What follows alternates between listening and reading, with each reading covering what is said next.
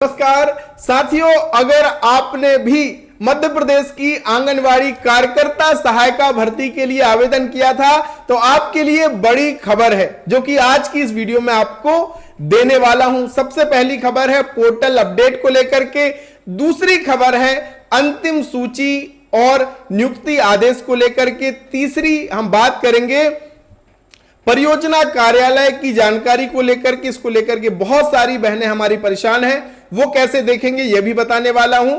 और मैं आपके कुछ महत्वपूर्ण कमेंट्स को आज की इस वीडियो में शामिल करने वाला हूं, तो वीडियो को आपको अंत तक देखना है क्योंकि यह वीडियो आपके लिए बहुत महत्वपूर्ण है। पुनः स्वागत है आप सभी का आपके अपने YouTube चैनल ऑल योजना इन्फो में। भैया मेरा नाम है अरुण लोधी और यहां पे हम बात करते हैं हर एक केंद्र सरकार की हो, राज्य सरकार की हो योजना, चाहे हमारी बहनों के लिए हो, हमारे किसान भाइयों के लिए हो या युवाओं के लिए हो, हर एक स्कीम की सही सटीक सरल भाषा में यहां पे जानकारी मिलती है। तो आप और आपका परिवार अगर किसी भी स्कीम से, किसी भी भर्ती से वंचित होना नहीं चाहता तो आप क्या कीजिए भैया, चैनल के पक्के सदस्य बन जाइए। बिल्कुल फ्री है, कोई पैसा नहीं लगता।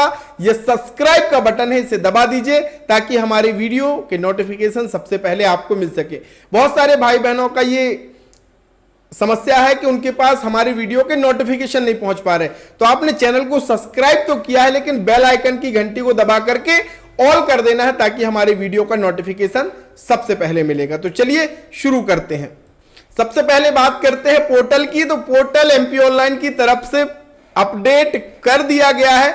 कल ये पोर्टल नहीं खुल रहा था क्योंकि इसमें कुछ अपडेट्स चल रहे थे, एमपी ऑनलाइन के सभी डोमेन बंद थे। तो अब पोर्टल अपडेट हो गया और आज बहुत सारे जो आंगनवाड़ी केंद्र है जिनकी अनंतिम सूची पेंडिंग थी वो जारी हो चुकी है। तो एक बार अगर आपकी अनंतिम सूची नहीं आई थी तो आकर के आप जिस भी पद के लिए आपने आवेदन किया हो, यहां पे अनंतिम सूची आप अपनी जरूर से देख लेना। बहुत सारी आंगनवाड़ी केंद्रों की अपडेट की गई है। अपडेट का मतलब प्रकाशित की गई है, तो आप ये देख लेना। जिनको अगर लगता है दावा आपत्ति पेश करनी है तो दावा आपत्ति भी आप लगा देना क्योंकि 7 दिन का मौका आपको इसमें मिलता है। चलिए अब हम बात करते हैं कि परियोजना कार्यालय की जानकारी को कैसे हम देखें ऑनलाइन।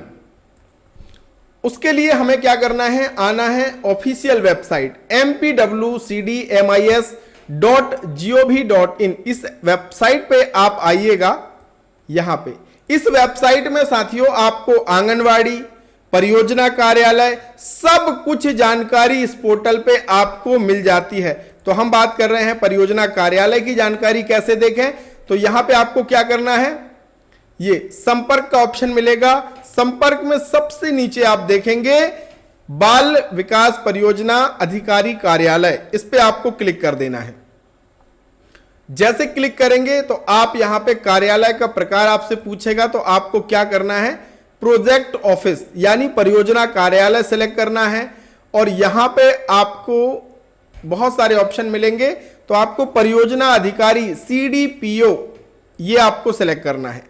अभी आपसे पूछेगा संभाग, जो भी आपका संभाग हो वो यहां से सेलेक्ट कर लीजिए। जिस भी जिले की आपको निकालनी हो सब जिले की यहां से, ऑल जिले की अगर देखना चाहें तो ऑल आप यहां से कर दीजिए। इसके बाद ये कर दीजिए परियोजना जितनी भी हैं इस जिले में वो सारी चीजें आपको यहां पे दिख जाएगी। तो जिस भी प्रोजेक्ट की आपको परियोजना की डिटेल निकालनी है आपको क्या करना है, बस उस पर क्लिक कर देना है। और मान लीजिए क्लिक करने के बाद आपको सेलेक्ट करना है ये सारी चीजें, जिस भी परियोजना की डिटेल देखनी है, और बस सर्च करें बटन पे क्लिक कर देना है।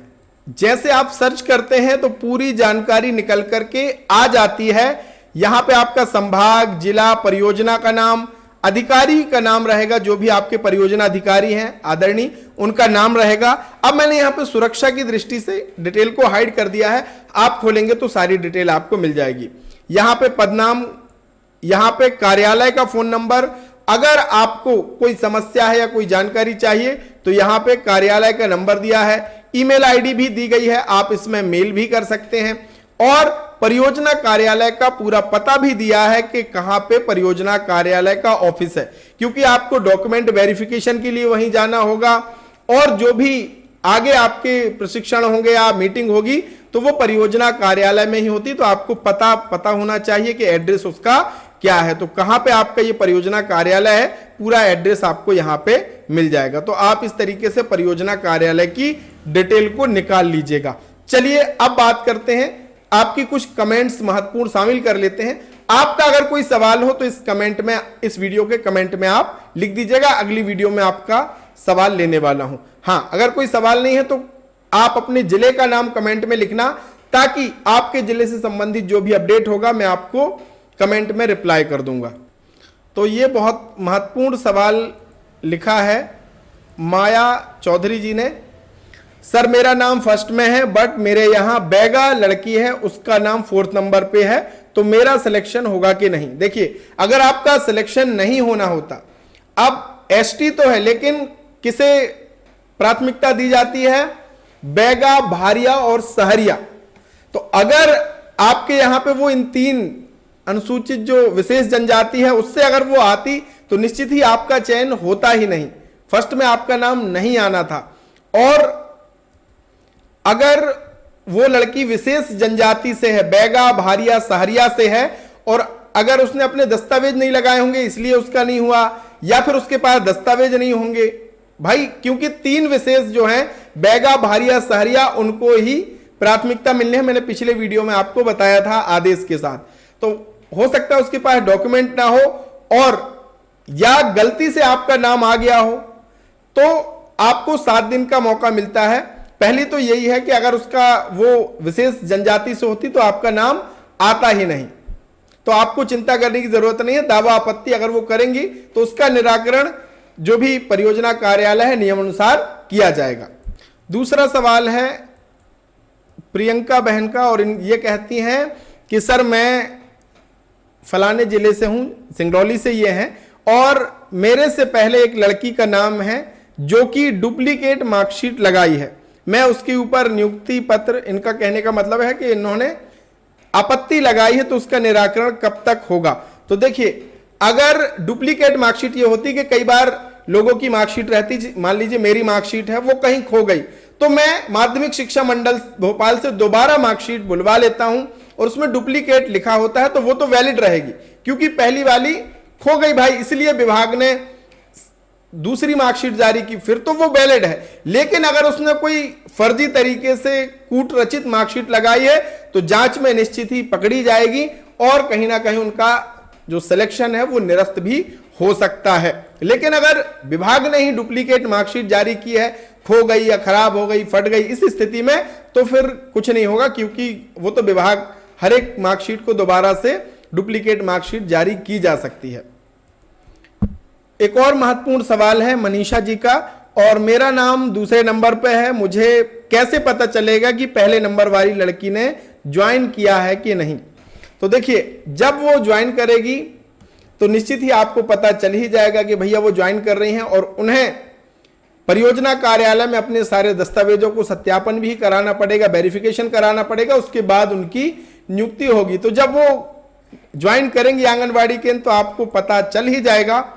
और हां, अगर वो छोड़ती हैं, यानी अगर वो ज्वाइन नहीं करती, तब अगर आपका नाम दूसरे नंबर पर है तो आपका मौका बनता है।